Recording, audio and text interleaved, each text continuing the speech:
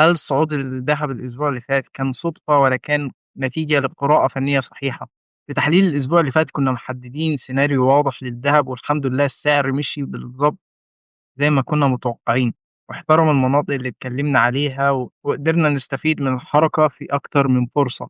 الحمد لله يعني الدهب الأسبوع اللي فات بس محققين عليه حوالي 10%. فالنهارده هنبني على تحليل الأسبوع اللي فات ونشوف إيه السيناريو الأقرب للأسبوع الجديد، وإمتى نشتري وإمتى نبيع. طبعًا مش هننسى السيناريو البديل لو الاتجاه اتغير. تحليل تعليمي قبل أي حاجة عشان ما تدخلش أي صفقة إلا وأنت فاهم السبب. خلّينا نشوف الدهب رايح على فين الأسبوع ده، ويالّا بينا بعد الإنترو.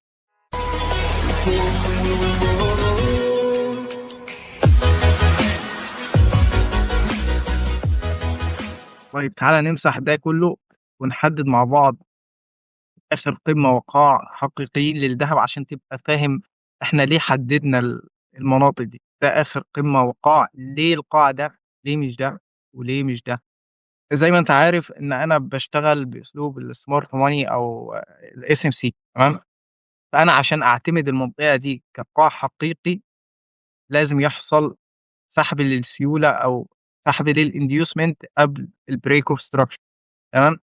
والسعر هنا في المناطق دي فعلًا سحب السيولة أو الinducement من المناطق دي تمام. فبالتالي بقى ده عندي قاع حقيقي. المنطقة دي ما سحبتش أي liquidity تمام. طيب ليه مش القاع ده؟ ما القاع ده ساحب الliquidity اللي كانت هنا.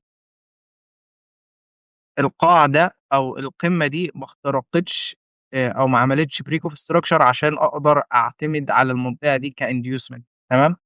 ممكن على الفريمات الصغيرة على فكرة ده يبقى inducement قوي جدًا وده اللي عملناه في الflip zone الأسبوع اللي قبل اللي فات. وقدرنا نشتري من المناطق دي ونصعد مع الدهب وناخد أرباحنا هنا. طيب أنا فهمت فين القمة والقاع. ده الbreak of structure اللي حصل. تعالَ نحدد مع بعض مناطق السيولة أو الinducement اللي الدهب عملها وممكن يرجع لها. ده أول inducement كان عندي في الموجة، وده كمان، وعندي ده،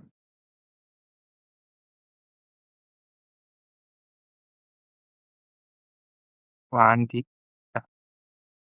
اللي إحنا بنتوقعه مباشرةً بعد ظهور الinducement وبمجرد ما يحصل تصحيح، إن السعر بيسحب أول inducement ويفعل أول order block أو break الblock أو mitigation block ويكمل صعود. طيب هنا فعلًا السعر سحب الinducement ده وبدأنا نشوف صعود. طيب إيه سبب الصعود ده؟ تعالَ نشوف مع بعض. عندي هنا mitigation block تمام. العادي أنا في الmitigation block باسيب الorder limit أو باعمل أمر معلّق مش بانتظر أي إشارات للدخول، أو زي ما بنعمل مع الorder العادي إننا بنستنى market structure shift وبعد كده السعر يصحّح ونفعّل على الفريمات الصغيّرة. طيب اشمعنى أنا في الmitigation block تحديدًا باعمل order limit ما بانتظرش أي تصحيحات أو أي إشارات للدخول. لإن الorder الmitigation block بعده بتيجي حركة عنيفة زي دي تمام. وتعالَ أوضّح لك أو أأكد لك كلامي في أي mitigation تاني. تعالَ نشوف المناطق دي. أنا هنا عندي mitigation زي ما واضح قدّامك. سعر بمجرد ما اخترقه ورجع عليه شُفنا هنا صعود بأول شمعتين أو 3 للمشترين بقوة يعني تمام. فده اللي حصل في المنطقة دي. طيب إمتى أعتمد على الmitigation block أو إمتى أقول إن الmitigation block ده مش هي مش هيكمل أو ممكن السعر يخترق؟ لو لاحظت عندي ضعف في حركة السعر، بمعنى هنا بمجرد ما لمس الmitigation شُفنا السعر صعد بقوة إزاي وعمل لي هنا شمعة IFC تمام. طبعًا لو الحركة دي ما حصلتش ولقينا الشموع دي في المناطق دي، يبقى الmitigation block ده مش تبع المؤسسات ووارد جدًا يخترق تمام. طيب ليه باشوف الحركة دي في الmitigation block؟ أو عشان أوضّح لك ليه بيحصل الحركة دي، تعالَ نفهم إيه هو الnavigation block أصلًا. هي عبارة عن منطقة المؤسسات بترجع لها تفتح منها صفقات عشان تكمّل في الاتجاه الجديد، أو المؤسسات اللي كانت داخلة بيع من الorder block ده بتقفل صفقات البيع وتفتح صفقات شرا في المناطق دي. طيب إزاي أقدر أطلّع الnavigation block على الchart بسهولة يعني؟ هو أي منطقة زي كده بتبقى navigation block؟ طبعًا لأ. الnavigation block لازم يحصل عندي breaker of structure قوي قبلها أو بعدها يعني. يعني زي الصعود اللي حصل في المنطقة دي، أنت شايف الزخم الشرائي، فبالتالي بقت دي عندي navigation block. هنا في المنطقة دي، أنت شايف الbreaker of structure اللي حصل، كان الصعود عامل إزاي، كسروا شايف الشموع، فبالتالي برضه دي mitigation block. ما تجيش في حركة سعر الصعود شايفه بالمنظر ده وتقول لي أنا هافعّل من الmitigation block ده ولازم أشوف عنده حركة قوية، لازم تكون الحركة واضحة أثناء كسر الbreaker of structure بالمنظر اللي أنت شايفه ده.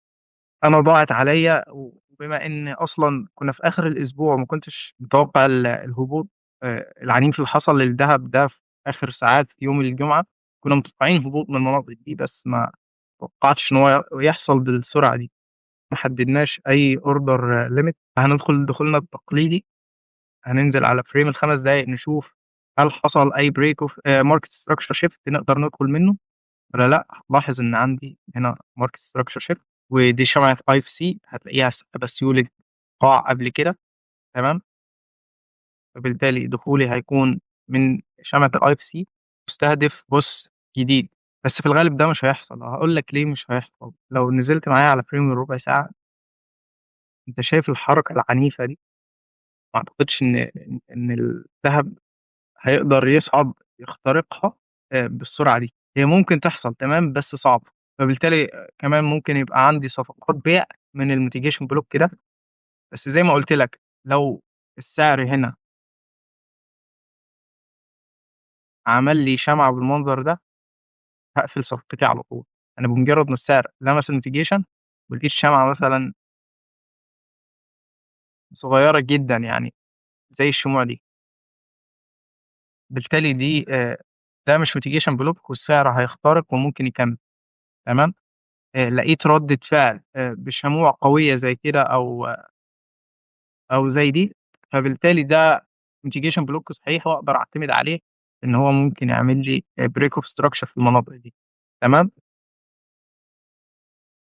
فإحنا ممكن ناخد جزء من أرباحنا هنا ونشوف اللي هيحصل. حصل معايا زي ما قُلت لك هادخل بيع أستهدف المناطق دي، وهنشوف السعر هيعمل إيه عندي في الorder ده. هنطلع على frame الساعة، ودي ممكن تكون حركة الأسبوع الجاي المتوقعة.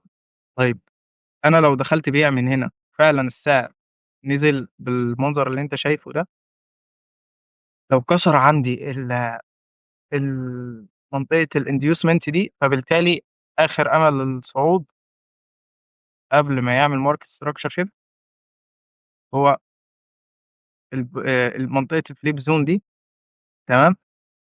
أو إن هو يعمل لها sweep ويرجع يكمل.